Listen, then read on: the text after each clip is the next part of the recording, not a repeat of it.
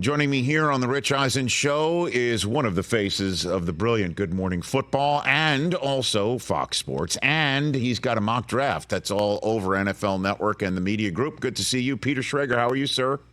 It is like a rite of passage and a yearly ritual. When I put out this mock draft, I immediately come on the Rich Eisen Show and we dissect the hell out of it. I appreciate it. I know, right? Because here we are 9 days away, and this is truly one of the most fascinating drafts, and I think for fans, I think that the interest level is through the roof, Peter. I think it also helps that some of the key franchises up the top are franchises that in recent years haven't been necessarily Right. up in the top, and that includes the New England Patriots. It includes the Washington Commanders. Obviously, the Bears, we know what they're going to do, most likely.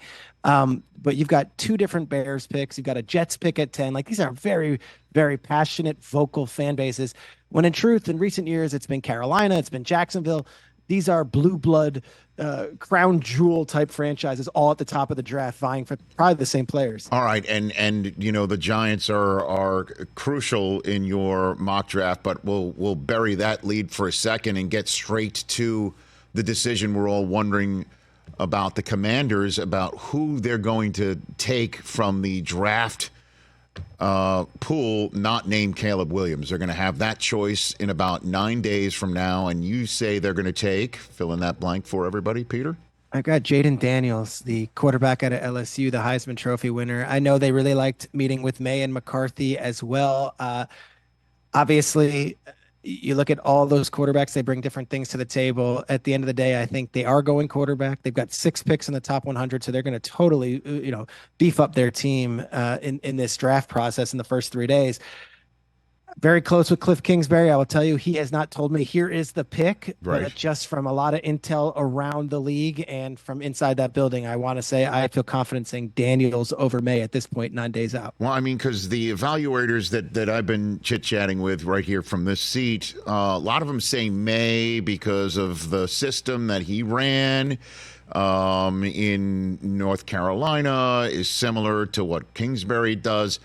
But I imagine it's the two-way threat from Daniels that is the eventual, one would say, separator here. Yeah, he can move. And, even if Cliff absolutely loved May and said he fits in his offense, quote unquote, there Right. are so many voices now in there. And I'll tell you, Bob Myers, who is the general manager of the Golden State Warriors, Yeah. you saw that news come out from Schefter, like during free agency, that he was joining, in some consultantary role. I'll tell you, he's had a very big voice, not only with who they hired at coach, but also just the future of this franchise. And then, Rich, this one's close to us, kind of buried on Schefter's timeline yesterday, but Dave Gardy leaving the league office after decades of being such a prominent figure in Park Avenue to go to work with Washington. There's going to be a lot of different voices who weigh in, and not necessarily on this first pick, but with the future of the Washington Commanders franchise. They have the best and brightest right now, and a lot of bright minds working together. It's pretty cool to see. Well, I mean, so that means if Dave Gardy is leaving, that the voice of day 3 of the NFL draft, the one who makes the announcements of the trades, is available. But you and I can't do that because you and I are going to be on the set together. Totally. We can't do that.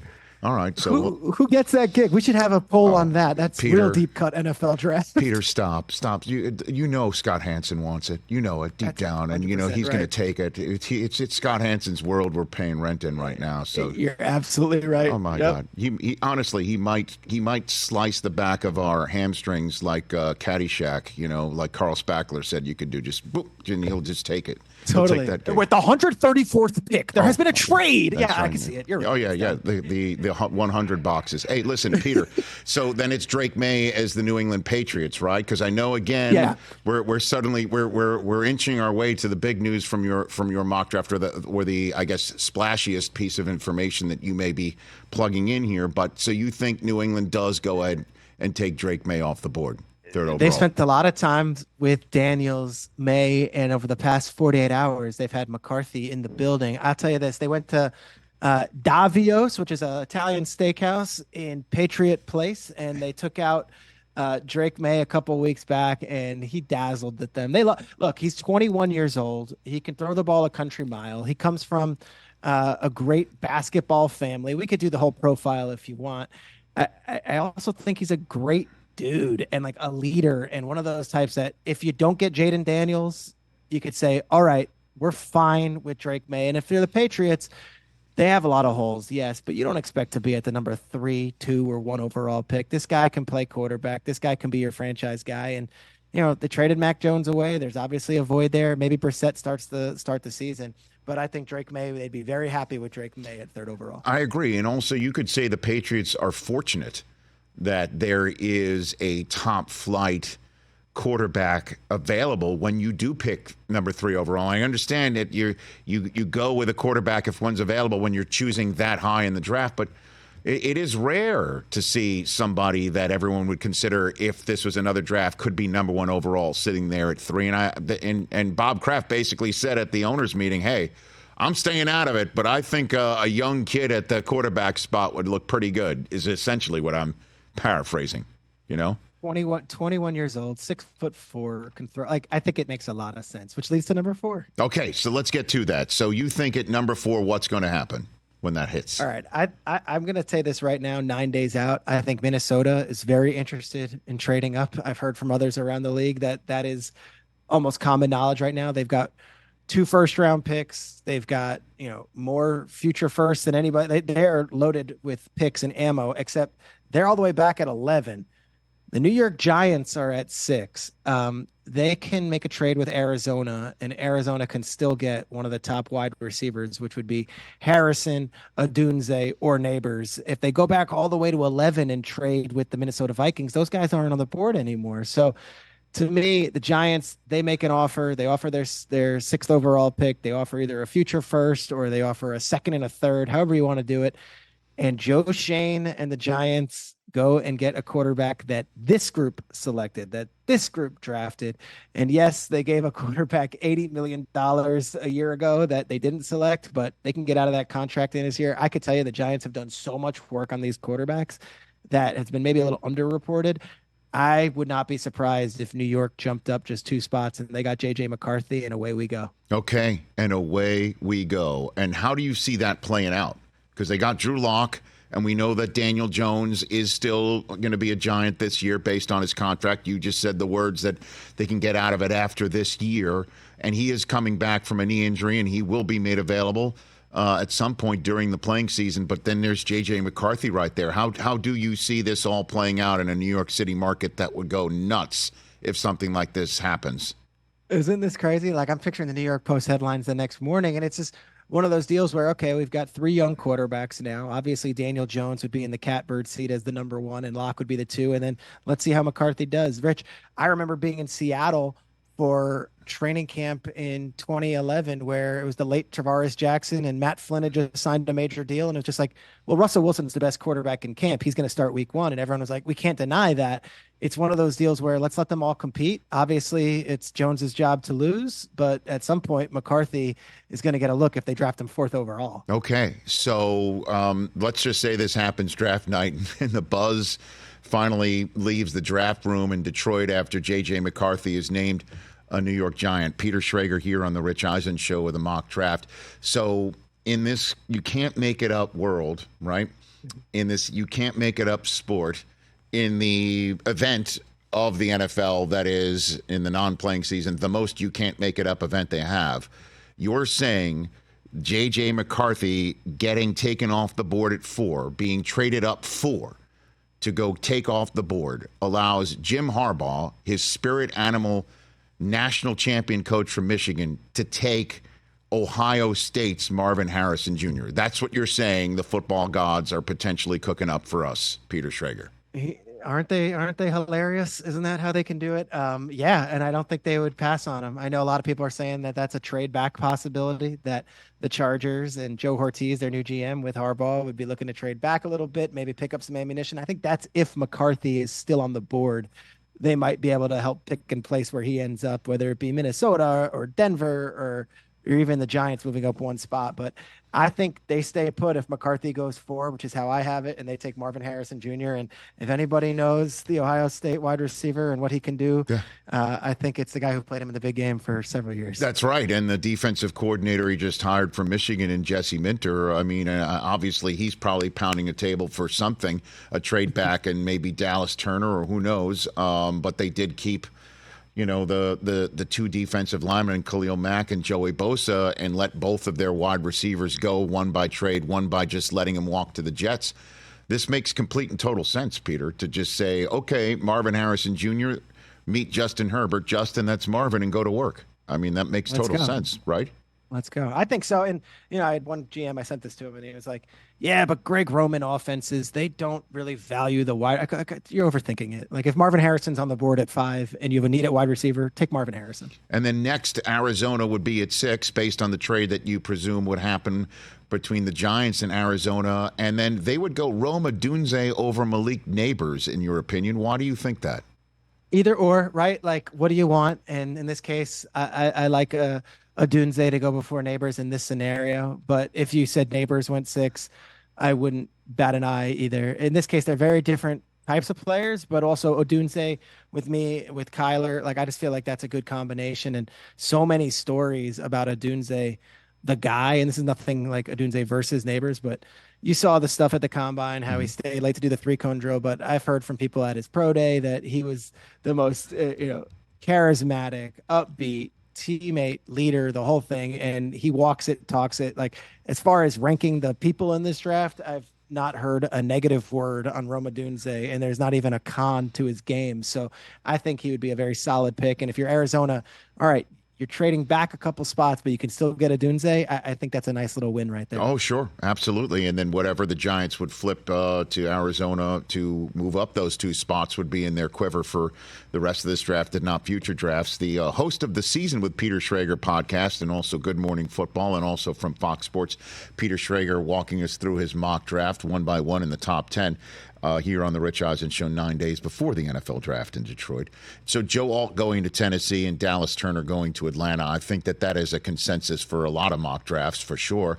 Not, though, what you have happening at number 9. So I think a lot of Bears fans are sitting there thinking that Ryan Poles is going to take a nice new toy to go along with DJ Moore and Keenan Allen for Caleb Williams, with whatever wide receiver is left from the Odunze, Nabers, Harrison Jr. Troika. But you say the Colts would pop up and take that receiver, and Ryan Poles would trade out. Why do you think that's going to happen, Peter? Maybe I'm being too cute. Maybe it's just take Nabers, get the card in. What are we even talking about here?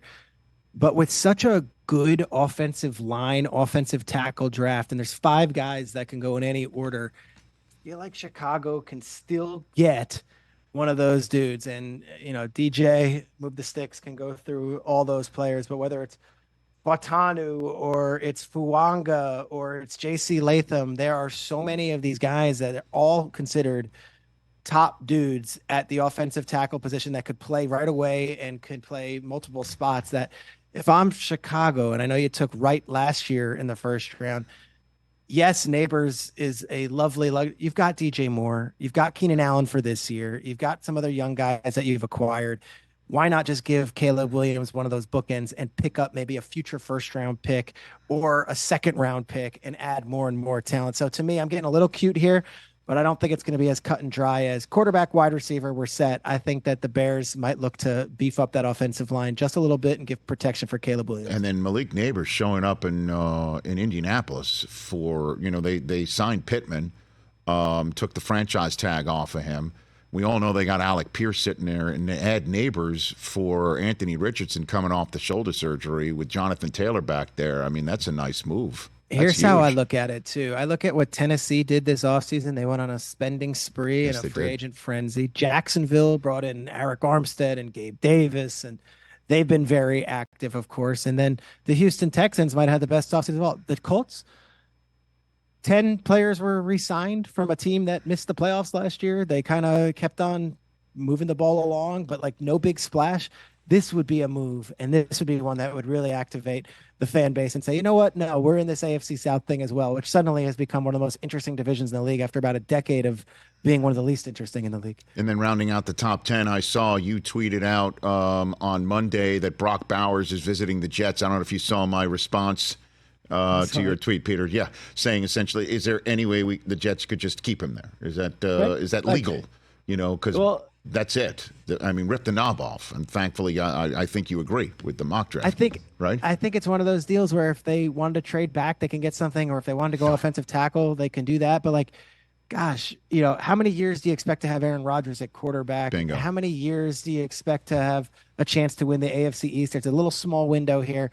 And Bowers, Rich, I mean, he doesn't have the build of a Gronk, and he doesn't have necessarily the abilities of a Tony Gonzalez athletically, but like, I've talked to so many GMs who have just been saying, like, you watch him after the catch. The guy is an absolute beast. He does everything right. He blocks, he catches. Like, don't overthink this, Jets. Don't overthink it. If he's there at 10, he worked out. He was there yesterday with them. Rodgers was in the building. I'm sure they had some sort of interaction while he was there.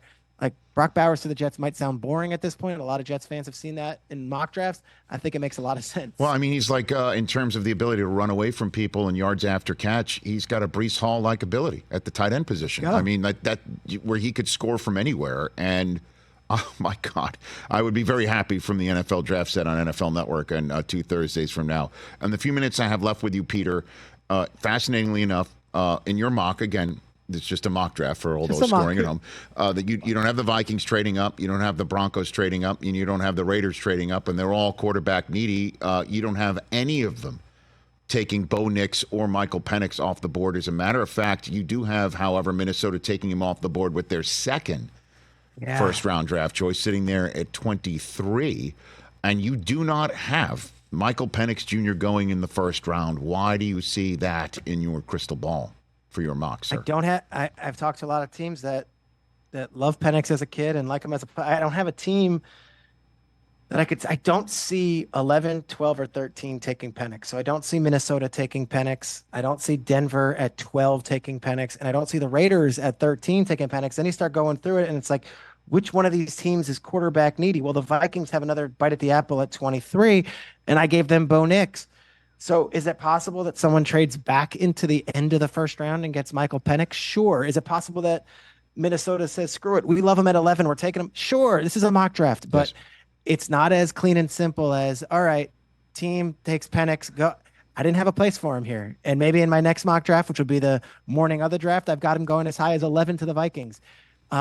I have Nix going before Penix in this simulation, and I don't have a spot for him, which kills me because he might be my favorite player in this draft. Well, one of the things that differentiates your mock draft from others, Peter, is you have information as well. I mean, you talk to everybody in the league here, and so what are you hearing ear to the ground about Penix that might cause you to sit here and go, well, I can't find a team, as opposed to, well, I'm going to find a team because I know people kind of dig him, So what are you hearing on the Penix front, Peter? This reminds me a little bit, and these are not similar players, but last year we had these quarterbacks in the draft, and everyone's like, well, Will Levis has to go in the first round. He has to. He just has to, because he's a first round caliber quarterback, and we've been hearing about him for a year, and he just has to. Well, Penix, this is where I was in the conundrum with Penix. I don't have a team, and I talked to teams, and they're like, you know what, 6-year quarterback or whatever he was with Indiana and Washington. He's not a 21 or 22-year-old. He's got 2 ACL injuries. Like, he's got the left-handed release, which is a little bit long. Like, these are all things that are cons on the kid, but yet is the ultimate winner. He looks amazing post-injury in 2 years at Washington and has interviewed and been on the board and has been incredible. So it's one of those where it's like, are we talking like we love him? Are we talking like, I don't have a team for him in the first round in this mock draft. Like I said, Rich, this is nothing against the kid. He might go as high as 11. He could go as high in the top 10 if a team loves him. I don't make the rules and I don't know it. In my mock draft, I didn't have a place for him. So I unfortunately clicked send, and afterwards was like, I didn't put Penix in the first round. I hate that for the kid, but who cares? It's just my mock draft. He might very well be in the top 15. Yeah, and you see offensive tackles going galore in so in the many, middle and of, wide in receivers. The middle, right, in the middle picks. You've got Fasano going to Vegas after the Broncos take Latu off the board. Terry Arnold to Minnesota would be a really nice pick right there. Fatano going to Seattle. That just seems like such a Seattle pick. And then Latham going to Jacksonville. And fascinatingly enough, though, you got Dallas taking the fastest kid in the history of the combine. You got Xavier Worthy going to Dallas. Why do you like that for Dallas? I like that fit. Instead of Mims, I know man. I mean, Mims is sitting right there, right? I mean, wow. You like the fit. Instead of Mims, instead of his teammate A.D. Mitchell, who everyone has going in the top 15, I like Worthy for Dallas. I think Worthy actually is being undervalued, which is odd. Everyone I talk to is like he's a first-round pick and he competes and he's an absolute burner. And for me, yes, Dallas offensive line is what everyone's projecting, and it makes a lot of sense. But crap, I don't know what we're doing with these contract situations with Dak and with CD. It's going to be a very long process getting both of those done. They will get done. I'm confident they'll get done. When? In the meantime, when? I don't Seriously. know. Seriously, I don't know, Peter. It's such an interesting deal because it's not just one guy. It's two guys, and they're both awesome, and they both deserve to be paid, and everyone agrees about it. And they went through this with Dak during COVID in the pandemic year. I remember every day on Good Morning Football, waking up from a home cam, talking about, all right, Dak's contract, is he worth $35 million? I don't know. Is he worth $36 million? I don't know. Well, now we're talking $60 million. Those deals will get done. I'm confident. In the meantime, here's a relatively cheap first-round talent at wide receiver. You put him in there, and you give CeeDee Lamb a number 2 guy. That's an absolute burner. I went with Worthy. 5 quarterbacks, 7 receivers in your first 32 picks, man. We can do the math. That's more than a third of the first night of the draft being quarterbacks and wide receivers. Peter, thanks for the time. And speaking on behalf of everyone in the studio, this is how much we like you, Peter, that we spoke with you for well over 20 minutes about your mock draft, and that's our Emmy Award that's over your right shoulder this entire conversation. I took a photo of it and framed it, and that's just a picture of your Emmy Award. That's right all there. right. No, that's the one that, we were, first time we were nominated as a daily studio show, the Rich Eisen Show, with our friends at Roku, and it's okay. At least I'll tell you went what, within the family, Peter. I haven't been on daily television in quite some time, so I dug that out of the closet, and I'm like, I'm gonna promote it when I'm actually on TV and let people know. Once upon a time I did television. I know that, Peter. I'm aware of that, very much so. So I'll point out which camera's yours on the third day of the draft. Okay, Peter. If you need that sort of help, wait. We can help. We'll have Puma, the best. Of the best in the business, who is running the tight ship as our stage manager. So he might and I need will a help refresher together. Course. Yeah, exactly. And I look forward to that day when we stump the truck, and we will definitely get a rescue animal from the Detroit area to urinate on at Daniel Jeremiah's shirt, just like last year. New tradition. Wait. All right, Peter. Dude, I'm so excited. It's the best, Rich. Thank you. You bet. It's a great draft, and it's I look forward to it. Good Morning Football's Peter Schrager, which, by the way, will be back on the air on draft week. And then, of course, check out his mock draft wherever you can through the NFL Media Group channels. Good to see you, Peter. You're the best, Rich. Thank you, man. Catch the Rich Eisen Show every single day on the Roku channel, 12 to 3 Eastern, for free.